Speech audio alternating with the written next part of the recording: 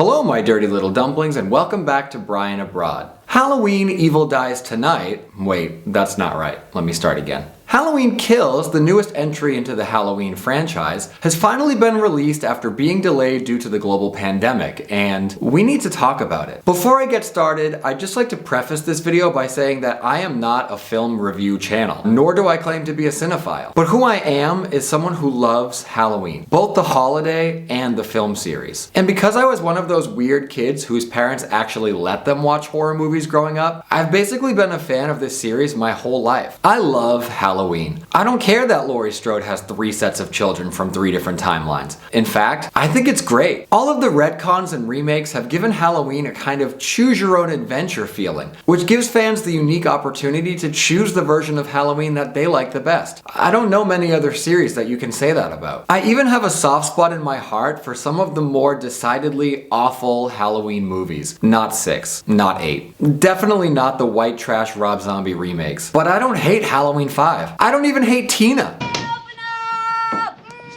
Halloween 5 still has some parts that give me that Halloween October feeling, which is exactly why I'm a fan of this series. With a few well-placed hand-painted gourds, a handful of locals in old Halloween costumes, and a fistful of craft leaves, the original Halloween captured the feeling of Halloween night in a way that few films can. And for the most part, the rest of the films in the series have followed in this tradition. When talking about Halloween Kills, I'm not going to waste time rehashing the entire plot. I assume that if you guys are here, then you've already seen the movie at this point. I'm just going to be talking about some of the things that as a fan I feel worked really well, and some of the things that I think worked not so well, or things that I wish could have been done a little bit differently. You're welcome to agree or disagree with any and all of this down in the comments below, but just know that I'm not going to waste my time with people who send hate to me just because they loved every frame of this movie and I didn't. Halloween Kills pretty much opens exactly where Halloween 2018 left off. After Cameron finds a wounded Officer Hawkins, we're sent into a flashback of that fateful night in Halloween 1978 when Laurie Strode meets the boogeyman for the first time. This is one of the things in Halloween Kills that works extremely well. It really captures the feeling and the imagery of Halloween 1978. It actually looks like the filmmakers went back to the 70s to get this footage. Seeing the Myers house in all of its glory actually gave me chills. And this Dr. Loomis looks as close to Dr. Loomis as possible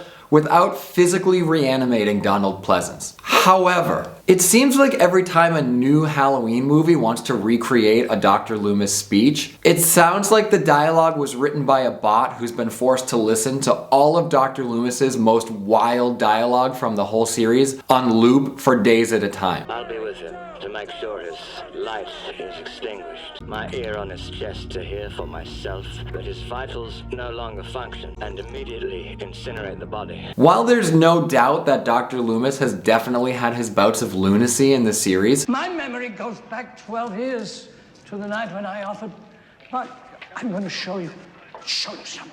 Look at this. Look at that. He's also had plenty of moments of clarity. I still think I should notify the radio and television. No, if you do that, they'll see him in every street corner. They'll look for him in every house. Just tell your men to keep their mouths shut and their eyes open. And I kind of wish that the filmmakers would go for one of these moments instead of always going for him at his most over the top. Something about the dialogue and the delivery here. Officer Hawkins, tell me, what happened in here? Tell me what happened. Did Michael kill? Did Michael kill again? Kind of puts this into cosplayer territory to me, and instead of him being like, did Michael kill again? I would have much rather him have just walked into the Myers house and said, is everything okay in here? Is anyone hurt? Does anyone need help? Anything other than being crazy off his rocker Dr. Loomis. Also, the final scene of this flashback kind of causes some problems in the story for me, but I'll get to that later on. From here, we're introduced to Marcus and Vanessa, as well as legacy characters Nurse Marion Chambers, Lonnie Elam, Lindsay Wallace, and Tommy Doyle, motivational speaker. The boogeyman is coming for me, and he's coming for you, but he's not gonna get us. Not this time, because we will never succumb to fear. I saw a lot of people online who said they didn't like this version of Tommy Doyle because it didn't feel like Tommy Doyle. But the last time that we met Tommy Doyle in this timeline, Tommy Doyle was just a child. Plus, from looking at Laurie Strode in this film, it's clear to see the effects that trauma can have on someone. My problem is more so that the way that Tommy Doyle is introduced kind of gives us some conflicting information about how significant the events of Halloween 1978 were, and whether or not it's something that everyone remembers or something that maybe only the people involved really remember. When he's giving his speech, it kind of seems like no one really knows what he's talking about. Any of you know the story of the Haddonfield Boogeyman? Too young to give a shit, too drunk to remember? But in Halloween 2018, it's clear that all of Allison's friends knew about it without ever even talking to Allison about it, possibly, because they don't even have all of the real details of the story yet. Wasn't it her brother who, like, cold-blooded mutilated all those teenagers? No.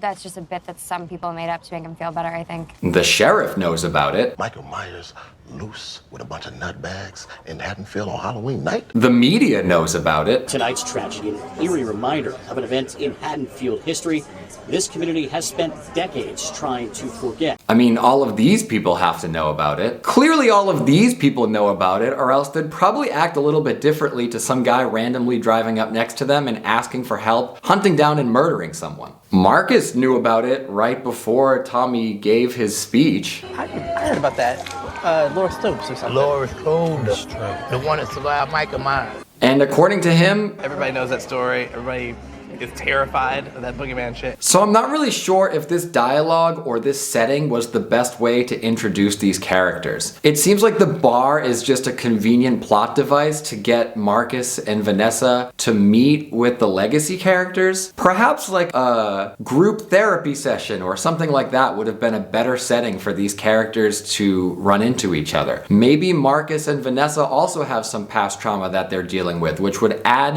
an extra layer to their character that we never really get in this movie. Up next, we get to see how Michael Myers escapes from Laurie's burning compound. This scene is a cinematic masterpiece of brutality, but it also adds to the problem that I had from earlier in the film, which again, we will get to later. But speaking of brutality, Michael Myers is absolutely ruthless in this version. The kills and the gore are over the top. I especially love the way that he kills Big John. More on them later. And the scene of him decorating the corpse of the old man like he's putting candles on a cake while his dying wife is forced to watch is basically like the definition of horror. And while it does make Michael Myers and the movie feel a bit scarier, I wouldn't say that it does anything to make this feel more like a Halloween movie. Admittedly, it's been a pretty long time since Michael Myers felt like Michael Myers, so it's kind of hard to say what a 2018 Michael Myers should be like. For me, my version of Michael Myers is always going to be the lurking in the shadows, stalking your victim, waiting for the right moment to strike, Halloween 1 and 2 Michael Myers. Not the pull all your teeth out, use your head to hammer in a nail kind of Michael Myers. Also, can we just talk about her for a moment? You unlocked the door. Why did you choose to stay? Did you really want to see Michael Myers play pin the knife on the dead guy that badly? This is perhaps the first in many, many dumb decisions that the characters in this movie make. At the hospital, the Strode family finally has a chance to begin processing the traumatic events of the evening. While Laurie is in surgery, Karen is seen grieving the loss of her husband. I love that they gave this character this moment to grieve. It feels real. It feels powerful. But oddly enough, in almost the very next scene, when Allison and Karen are discussing Ray, they're almost emotionless. Dad's gone. And it feels a little strange. I really wish that the director had directed the scene just a little bit differently and with a little bit more emotion from the actresses. And speaking of Laurie, she's pretty much sidelined in this movie, both by her injury and by some cheesy dialogue. Let him take my head as I take his. A lot of the scenes at the hospital feel like a daytime soap opera. Hi. Hi. The reveal that Hawkins and Laurie have some sort of history together feels super cheesy. Do you remember that night at the bar? You know, I never said anything because I couldn't be sure. I was so messed up, but you helped me. I always liked you. You're so crazy.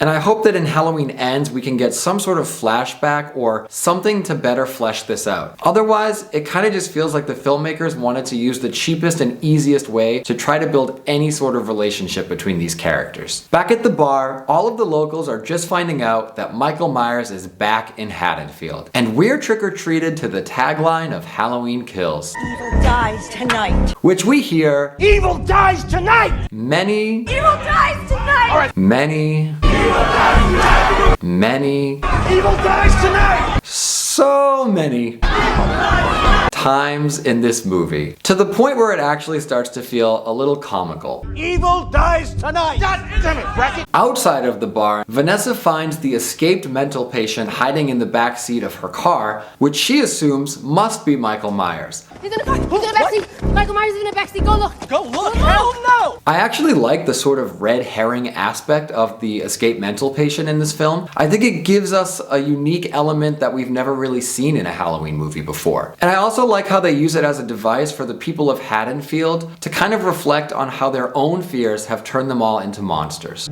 Now he's turning us into monsters. I love everything about Big John and Little John. I love that they bought the Myers house and turned it into a Martha Stewart fever dream. In a world overrun by ghost hunting shows and true crime everything, this is exactly what would happen. I also grew up watching Michael McDonald in Mad TV as a child, and I had no idea he was in this movie. When I saw him on the screen, aging beautifully, I'd have to say, I did let out an audible gasp of joy. Also, this movie made me hate all children, and now I just want a Halloween sequel where Michael Myers walks around and murders children who think their shit doesn't stink because they got 100 likes on TikTok. You gonna kill me? Satan, not today. Speaking of killing people, don't you hate it when you're just casually strolling the hospital and all of a sudden you end up at the dead body display room? Every time that happens to me, I'm just like, again? At this point in the story, Allison and Karen are just finding out that Michael Myers is still alive, which motivates Allison to join the Michael Myers lynch mob and motivates Karen to do all of the acting that she can with her face.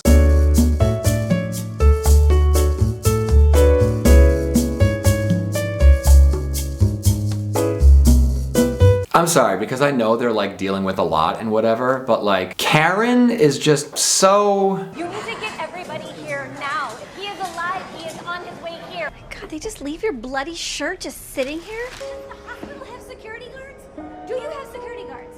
It seems like you should have security guards in case something like this happens. So appropriately named. Now we're at the part of the movie where all the characters we thought were important die. Just once, I would like to see Nurse Marion brought back and not killed. Can we get that going? I'm still not really sure how I feel about all the callbacks here. I can't really call them Easter eggs because there's nothing discreet about them. On one hand, the nostalgic side of me is like, oh yeah, I remember that. On the other hand though, no one needs to see a 61-year-old man climbing around on top of an SUV. And also, how has Nurse Marion not learned anything in the last 40 years? Another thing is that I don't know what happened to Vanessa when all of the people she knows are getting killed. At the 49-minute and 55-second mark, she escapes from the vehicle, and she's gone for a full 54 seconds before she comes back. And when she does come back, she's 1,000 feet away from the SUV. Like, where did you go? Did you see a vending machine in the park and run to grab a quick Sprite? Did she just take off entirely and then feel bad about it and come back? It's just another one of those dumb character, That's a no. Gimme. I shot this shit before. dumb decisions, dumb deaths things that I know we're all used to seeing in horror movie after horror movie. But it doesn't need to be like that. Characters can make good decisions and still die without insulting the audience's intelligence. I do like the scenes of Michael stalking Lindsay Wallace here. The lighting and the camera work are really effective, unlike Lindsay Wallace, who I'm assuming will have a bigger role in Halloween Ends since she did survive the attack from Michael. And now we're back at Haddonfield Memorial with literally all of Haddonfield. To be honest, I'm not really sure why all these people are here. It makes sense for some characters, like Oscar's mother, for example. My son Oscar, is he here? I got a call. I'm his mother. But for everyone else, it kind of just seems like they figured that if they're gonna get stabbed tonight, they might as well do it at the hospital to give themselves a fighting chance. At this point, the hospital is placed on lockdown. Secure a perimeter. Hospital's on lockdown. Why? I don't really know. But it doesn't matter anyway, because it doesn't stop anyone from coming in or out, or, you know, chasing a mental patient to his death. We're also treated to more of the night that he came home. Here we learn that Dr. Loomis was intending to kill the Shape, only for Michael Myers to be saved at the last moment by Officer Hawkins. This scene does a good job of stitching Officer Hawkins deeper into the Halloween mythology and explaining why it's so important for him to kill Michael Myers. I'm excited to see more of his role in Halloween Ends. With Laurie on the mend and most of the other characters dead, we swing into the grand finale, which sees Allison, Cameron, and Lonnie facing off with Michael Myers at the Myers house. While Lonnie dies off screen, Cameron isn't so lucky.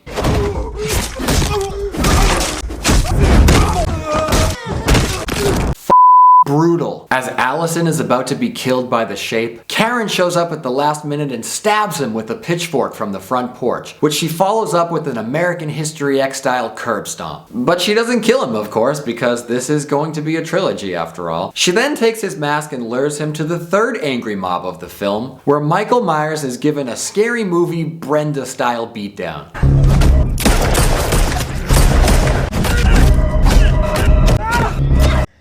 But yet again, we stop short of shooting him in the head, decapitating him, or any other action that would actually kill him, despite the fact that we've spent the past hour and 40 minutes chanting, "Evil dies tonight, evil dies tonight." This allows Michael Myers to pull a Finn Balor at Extreme Rules 2021. Killing everyone in sight, including Tommy Doyle. This brings me to the part of the movie that earlier in the video I said I have a little bit of a problem with. In this movie, we've already watched Michael Myers chop through two heavily armed groups of people who want him dead. We saw him kill like 80 firefighters who were armed with hoses and axes and buzzsaws. We saw him kill an entire group of townspeople armed with 2x4s and shovels and knives and guns. So why should we believe that a group of police officers was able to stop him in 1978 in his prime? Or that he's just been peacefully locked up for the past 40 years, maybe playing cards with the other inmates or attending the occasional bingo night? It just doesn't make sense. And it's one of the moments in this film where my willing suspension of disbelief is not really that willing. Although I will say that some of the shots here look really cool. The movie then ends with overlapping scenes of Laurie Strode trying to turn the bloodbath we just watched into some sort of slam poetry. The more he kills,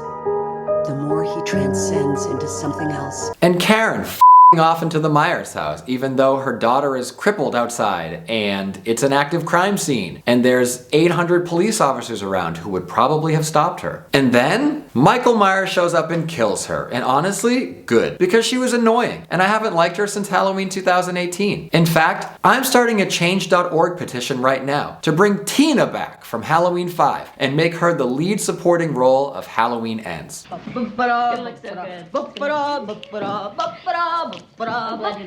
And that's the end of Halloween Kills. It's brutal, it's gory, the soundtrack is fire. There are some amazing shots and some really interesting elements at play. And this scene genuinely made me jump and then laugh at myself afterwards. But it also suffers from cheesy dialogue. I remember that night. I kissed you. You held my hand. Unnecessary callbacks. It's Halloween. Everyone's entitled to one good scare. The legacy characters don't really have much purpose. The characters do a lot of stupid shit, and then they die. For me, it's basically on par with Halloween 2018. I didn't love it, I didn't hate it, and I'm still excited to see how it ends. Overall, it's just okay, and I'm okay with that. Let me know how you felt about Halloween Kills down in the comments below. And if you like this video, please remember to click that thumbs up, hit the subscribe button, and ring the bell so that you get notified when I upload another video. And I'll see you guys in the next one. Bye-bye.